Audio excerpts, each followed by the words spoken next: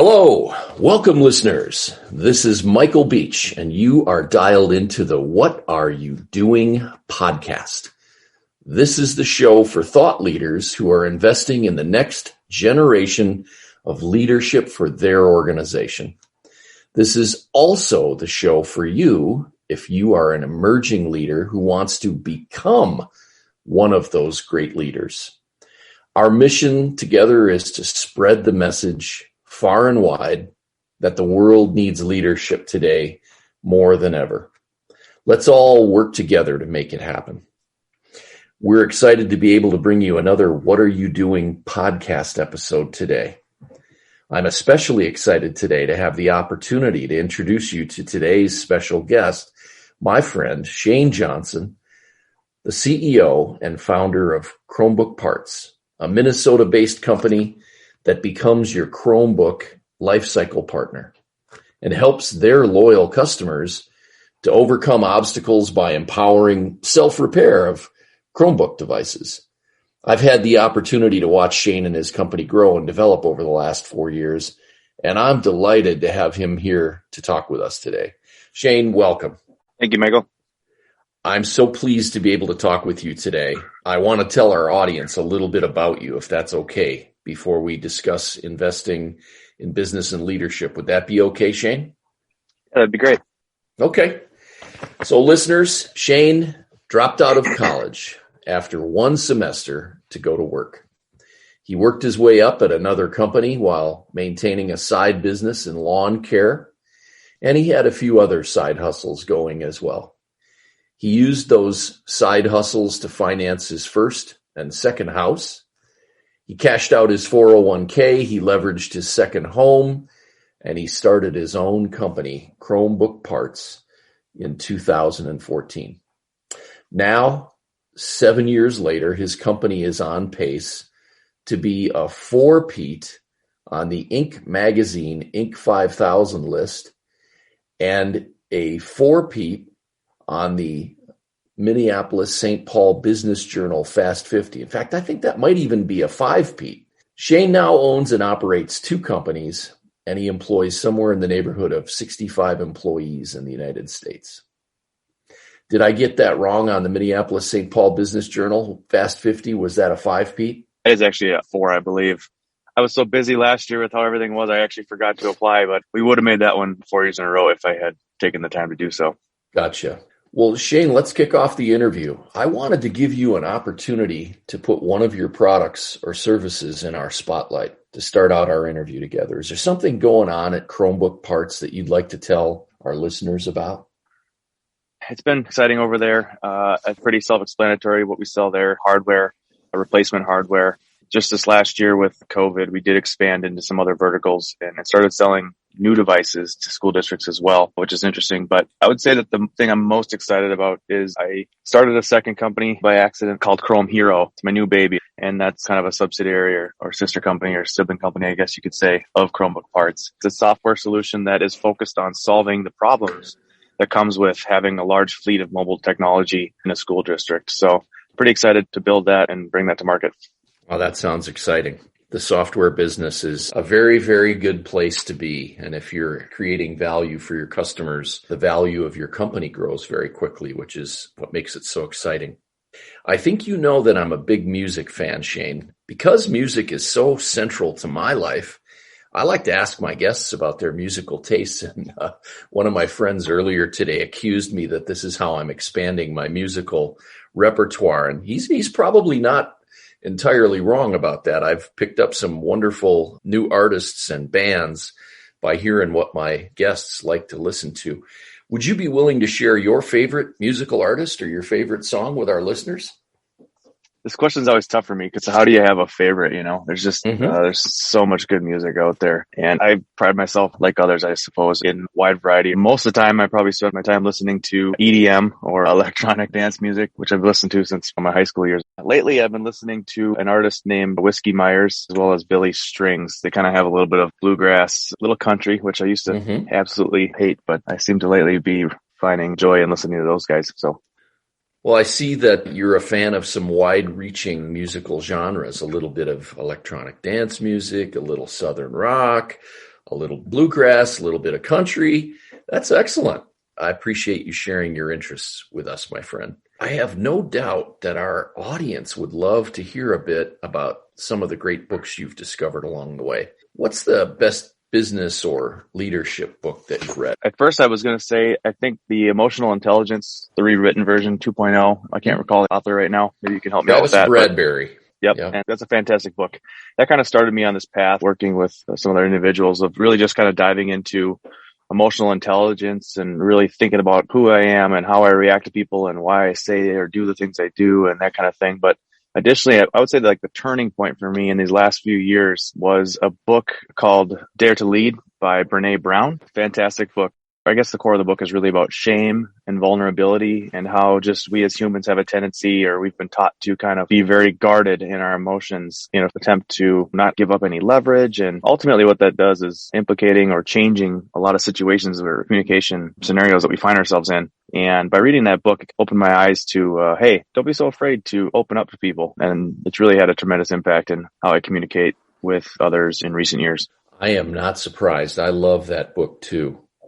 She makes some great points for young leaders in that book. You know, one of them that resonated with me was just own your fears. Everybody's got them. Take ownership of them. And once you do that, then you can choose courage over your comfort. And along the way, she encourages us all to be authentic and vulnerable with our teams as we're building culture in our businesses. Brené Brown's just an outstanding author, and she's a terrific TED talker as well. Shane, have you seen her TED Talks on vulnerability and shame?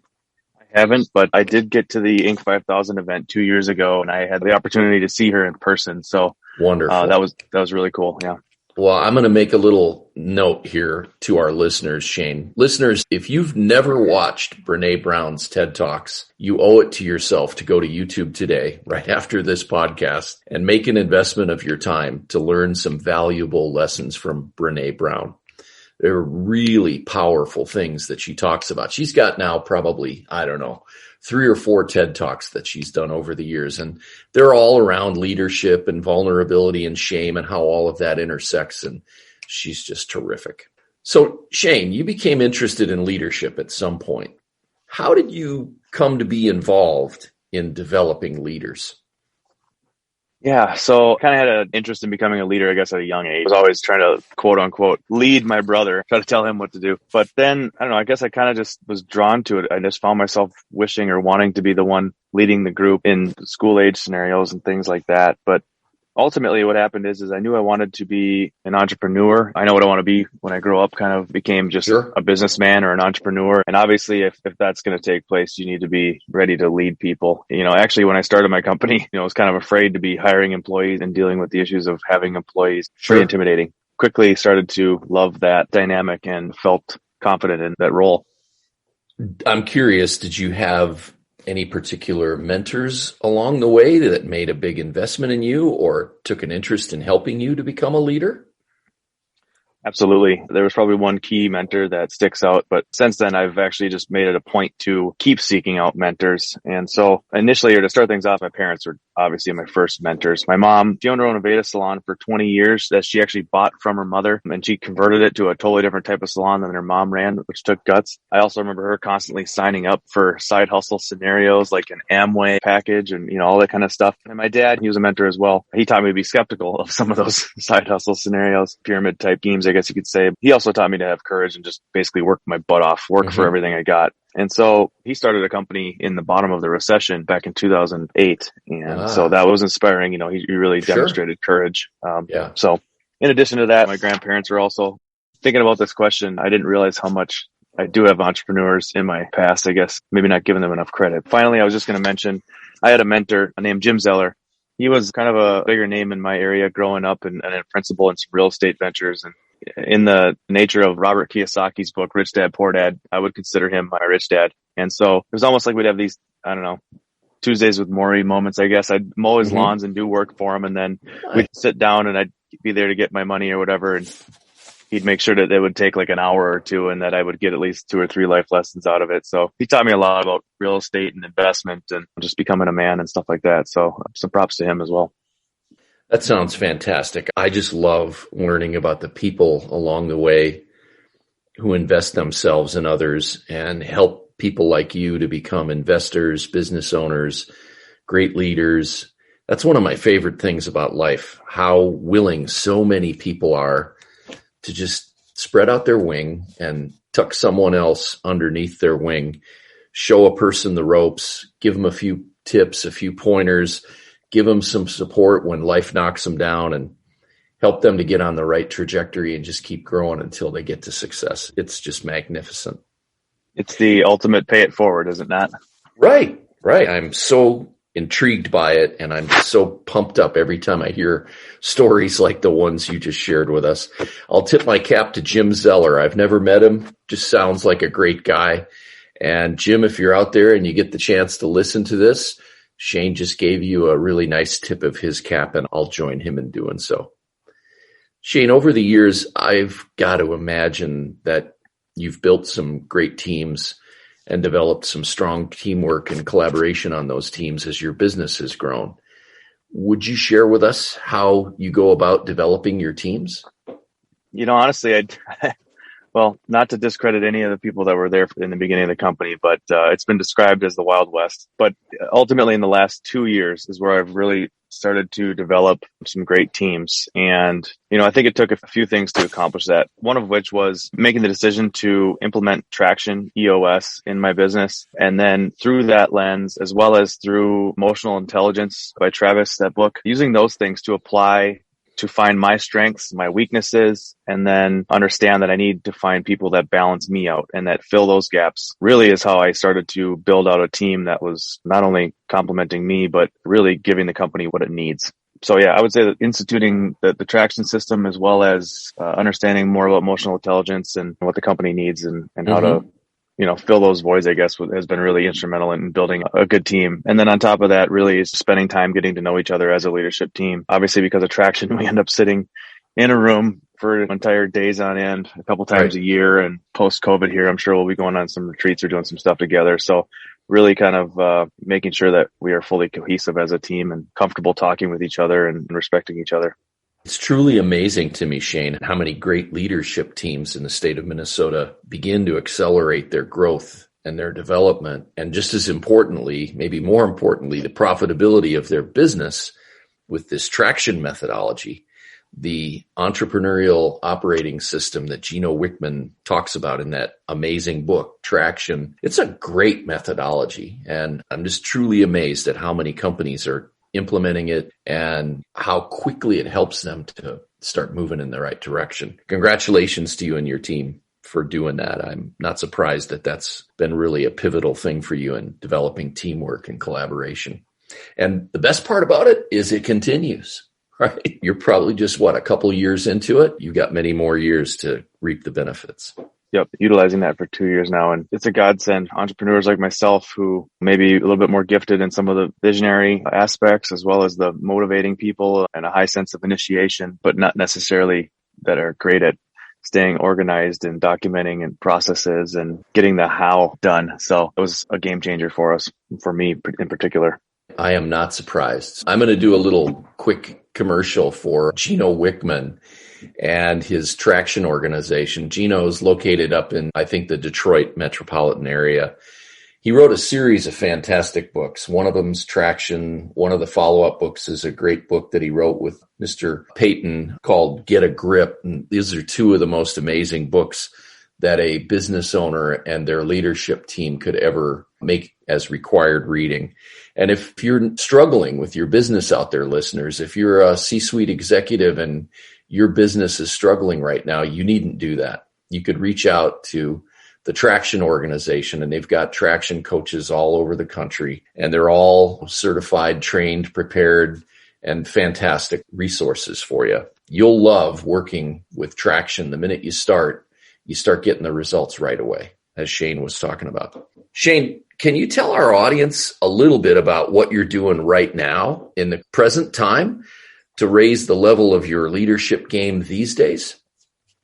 Absolutely. As I mentioned before, I was spending time looking for that next mentor. You can outgrow your mentors, or in my case, I just wanted to diversify and get a different flavor of mentor and that kind of thing. So I've always been looking for that. I was reaching out, looking for local entrepreneurs that were young like myself that were starting high growth companies to try to resonate with them and see what challenges they're facing and get ideas and solutions really from. And I didn't have a ton of great success with that. I reached out to a few that they'd already exited from their companies, or so that really was a little bit difficult. And so eventually what that resulted in is I found an organization called EO, which is Entrepreneur Organization. And there's others out there. There's YPO and Allied Executives and all these types. But this one in particular, I liked because it was less of here's our experts and they're going to, we make them available to you and you can use them in their years of expertise. And whereas EO is more focused on you're in a group of peers and, you're all placed together. You get placed in a group of peers of about 6 to 8 people. And I enjoy that because it's focused on, we come together and we share what's going on in our business and our personal lives. And yes, there's some work done on the business side, but it's all encompassing, right? Like, usually things that are happening in your business life are transcending into your personal or vice versa, because they're all tied to you and your emotions and how you communicate. And so that group has been really tremendous in helping me grow this last year. I think it's almost 2 years now I've been in that organization. And then additionally, I have been using a business coach for the last 4 years. Then I meet with twice a month and talk through some of those same things as well. So just a little bit different approach and structure there to kind of just fulfilling my need in those areas. Sure. Sounds like you're making some great investments in a lot of areas. And clearly, with all of the awards that you and your company are winning over the last several years, you've got to be doing a lot of things right. So my congratulations to you, Shane. Listeners, there's a takeaway here. The guy that is on our show today, Shane Johnson, is a guy who invests in himself. He makes big investments in himself. And just as importantly, he makes big investments in his team. His leadership team gets a lot of attention and a lot of additional help to become the best leaders that they can be. What would you say is the accomplishment in your life or in your career, Shane, that makes you most proud? Ooh, that is a great question. I mean, up until 9 months ago, I would say that it was just building this company, as a college dropout and some other discretions in my past. That was really my big accomplishment. That was my college degree or my award of excellence on the wall, is sure. Building this company and getting it to the size that it is. But then 9 months ago, I had a son. It's funny how that can kind of, supersede anything that you're doing in your work or career life. So right now, I'd say my biggest accomplishment is bringing a healthy, beautiful baby boy into the world. And that's shout out to my wife. As you can imagine how busy a guy can be running 2 companies and whatever else. She's doing a lot there. So I would say that's the most thing I'm proud of right now. Well, it's interesting. You and I had a conversation not long ago where you were talking about the joy of your family life. And that's a very meaningful priority for you in your life. And we talked in that same conversation about how proud you are of having built a high performance organization. But the thing that I was intrigued by was you were talking to me about the real joy for you comes from the fact that your organization directly impacts the lives of over 50 families. And it was obvious to me that you take a tremendous amount of pride in the fact that you're helping people build their lives brick by brick. They're getting married. They're having kids. They're buying homes. They're investing. They're making personal and professional development under your watch. And I have to believe that that is tremendously rewarding as well. Yeah, absolutely. Completely fulfilling. When they share that news, they're making this next big step in their life. And of course, it's on them, right? They're making choices. They're investing in themselves. They're doing what they need to do to achieve that. But just knowing that I had a part in creating an environment that allows them to do so has almost like a father type feel to it. I feel like I'm contributing and helping them. That's been really rewarding for sure. I can only imagine how satisfying that has to be to watch your employees get married, start a home, invest in their retirement, get on a successful trajectory. I have to expect that watching your team grow has got to be one of the most satisfying aspects of becoming a successful entrepreneur. That's really terrific. Absolutely. It makes the weight of having to make decisions that also affect them too kind of melt away a little bit. It makes it worth it for sure. Yeah. That's the gravy, right? My next question for you, Shane, is this one. What's the greatest leadership advice anybody has ever given to you? One quote came to mind as I started to think about this question. And that's a quote from Brian Tracy, which is, become the kind of leader that people would follow voluntarily, even if you had no title or position. Really, why it resonated with me the most is that you want your employees, or you want people to follow you because they really want to follow you. They enjoy following you and they believe in what you're doing, not by leading by fear or by intimidation or anything like that. So I really like that quote. It strikes a nerve when parents used to tell you, because I told you so, or because I say so. That doesn't work well when you're a leader. You know, it's okay when you have a young child maybe, but not as a leader. So I really like that quote. It made me think about how I'm leading and how I can get people to follow without having to force them. Like you, I love that quote. I think that's a fantastic one. Let's run through it again. Become the kind of leader that people would follow voluntarily, even if you had no title or position. Wow, that's a great way to think about providing leadership, because it kind of puts the onus on you to be worthy, right? I like what you said. You said the thing that makes you feel good about it is that people are making a voluntary choice to follow you because they believe in you. That's pretty cool. Trust. Absolutely.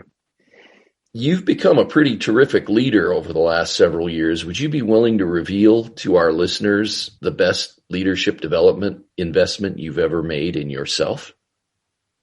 Sure. And I appreciate the compliment. I struggle to sometimes see myself in the same light. But yeah, at its core, insecurity, I actually stole this from my friend Reed, but head trash is what I call it.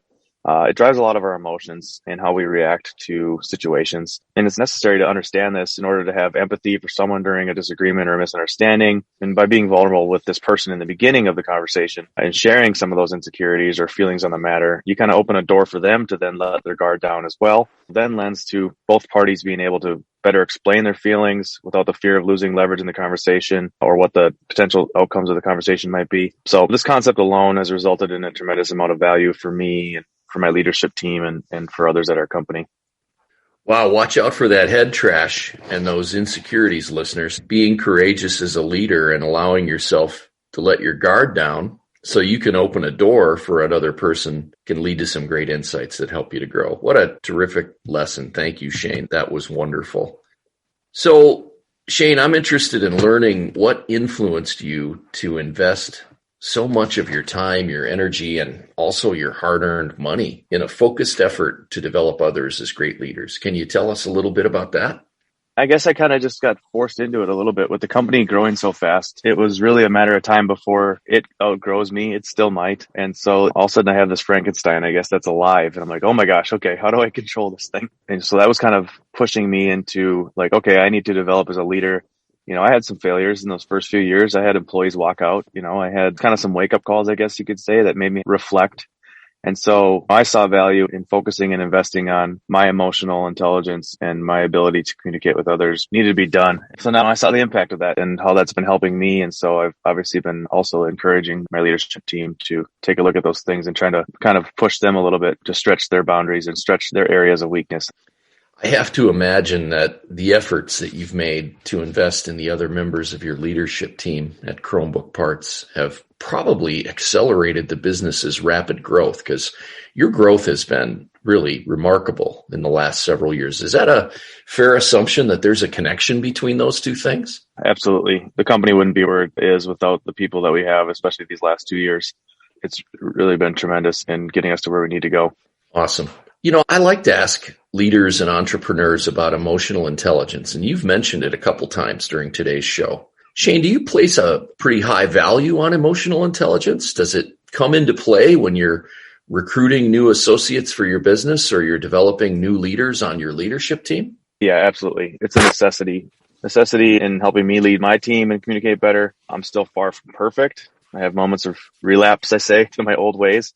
Very much a heart on my sleeve kind of guy. Emotional intelligence has been really helpful in any situation because it allowed me to hold back some of those initial gut reactions that are, are stemming from past instances that ultimately are not they're not a positive contribution to the situation. And I kind of relate emotional intelligence to exercise or diet. It's really something that you have to do continuously. You don't just do it for a little while and then all of a sudden you're fixed. But yeah, I place a lot of value on it. In addition to IQ, there's a certain level of IQ is obviously important in all things, but EQ, emotional quotient, in some ways I think can be more powerful than a high IQ. It allows you to connect with people and a multitude of different people and become successful in doing so. I've had the opportunity to see probably half a dozen or a dozen people have the emotional meltdown, the amygdala hijack in business. And every time I've witnessed one of those, my guts just start to tighten up. I think to myself, oh, you poor person, you just sabotaged the next several months of your career. It's not that you can't bounce back from that, but boy, if you don't ever melt down, people just have so much more confidence in you and so much more trust. And boy, when you can navigate the waters of business with some emotional intelligence, it just makes such a tremendous difference. And I wanted to say something quick on that. When that person does melt down with a higher level of emotional intelligence or emotional quotient, you're then able to see through a different lens. So you're at that person going, what's going on in that person's life that they reacted like that? It makes you want to dig deeper into it and get a better understanding and try to put yourself in their shoes. So working on that emotional quotient, I feel, has helped me gain some empathy and just looking at things through a different lens. Absolutely true. I even witnessed this in the last couple of years. I spent some time working with a very large data security company, and they kind of created an internal phrase that became part of their company's culture because they started realizing that when you develop a high level of emotional intelligence, now you can truly understand everything that's going on with all the rest of the peers in the meeting. And so they started saying, well, throw them a lifeline. When somebody else was struggling emotionally, they all collectively decided that they were going to start throwing out lifelines and helping their teammates to avoid drowning in a tough situation. I thought that was pretty clever and pretty wonderful. My last question for you today, my friend, what do you try to teach your emerging leaders when they become a part of your leadership team at Chromebook Parts? I think our core values are probably the answer to this question, which are be like Gandhi, aka be empathetic to those around you and the people that you're working with and collaborating on problems with. Essentially put yourself in their shoes and be empathetic. Your fly is down. The fun part about all these core values, I guess, is I get to put my own quirky flavor into them. But sure. Your fly is down, which is be honest with candor and tact. Make sure you tell somebody that their fly is down in the hallway before you get out into the main room and everybody's around. And, that applies to situations in the conference room or in business in general. You pull somebody aside and say, hey, I don't think this is the best idea. I don't think this is right. I'm just making sure that you're doing it in the right place, the right setting, so it can be received well. So, and then no lemons, only lemonade. We all have some bad days, but overall, really, the message here is to stay positive. There's no problems. There's only opportunities. And then lastly, to infinity and beyond. To be successful, I had to sit down and look at this one day, and this came from a past employee who I felt wasn't really doing everything they could to get to work that day. And I was a little bit frustrated, and I realized how important it is to me, and I think to being successful, is that, we're doing everything we can to constantly improve, to become better, to put forth our best effort. And so it's kind of what that core value is just to make sure that we're constantly focused on putting forth our best foot forward and always trying to improve on ourselves and just become better all around. I've worked with a lot of companies over the years to refine or to define their core values, or as they call them out on the West Coast, first principles. And I have to tell you, Shane, that your team's work on your core values at Chromebook Parts is some of the best I've seen. I love the way that you've humanized your core values and given life to them by injecting a little bit of lighthearted humor into them. You've really brought life to these. Has that helped you to make them more tangible and real for your team? I think so, because a lot of times it's just something that's written on the wall, and a lot of companies, I feel like, probably don't live those values. So yeah, along with my leadership team, it's been a lot of fun to and going back to, again, being a little bit vulnerable here. Instead of making something that looks fancy and professional and this and that, we put our own little fun twist on it. And I think it kind of speaks to the culture of our company, which I also owe a tip of the cap to my HR generalist, Anastasia, as well as a member of my leadership team, Polina and Matt, members, I should say. They really have helped kind of drive forward the cultural aspects of the company, and they really have improved that area, I guess, in the last couple of years. They're really doing some fantastic work. It's obvious. Thank you so much for your contribution to our listeners today. We appreciate it very much. If anybody in our audience wants to contact your company about your offerings and maybe become your next customer, what's the best way for them to reach your team? We are available on the website. We have a contact us page. In addition, I think it's at Chromebook Parts is our Twitter handle. We also have a Facebook page. I can't remember the total link right now on that, but if you search for us on Facebook, you should be able to find us there. Additionally, I'm also available on LinkedIn. Shouldn't be too hard to find me there. So a few different ways that you can reach out to us. Terrific. Well, thanks again for being on our show today and for sharing your story with us. We appreciate it very much. Thanks for having me. It was a pleasure. Well, that's our episode for today. What are you doing, listeners? We want to thank our special guest, CEO Shane Johnson, the founder of Chromebook Parts and Chrome Hero Software, the St. Paul, Minnesota company that can help you in so many ways to repair your Chromebook devices. Our next episode will be released in a week, and we're excited to announce that our next show will feature yet another amazing leader who will share their leadership best practices with you. Thank you, listeners, for joining us today. Please reach out to us at info@michaelbeachcoach.com to give us your feedback about today's episode with Shane Johnson, or to share your suggestions with us for a future guest, or if you've got suggestions that would help us make our podcast even more valuable to you as you invest in leadership development. We'll look forward to spending the next episode together with you. Until then, remember, you don't have to act like you have all the answers. As Shane Johnson and Brené Brown would tell you, you can be vulnerable and you can admit to your humanity, and people will actually trust you even more. And best, they'll want to invest in you to help you succeed. So get after it, listeners. Invest in yourself and invest in your team this week. You will be very glad that you did. We'll see you next time on What Are You Doing? The podcast for people who are investing in leadership.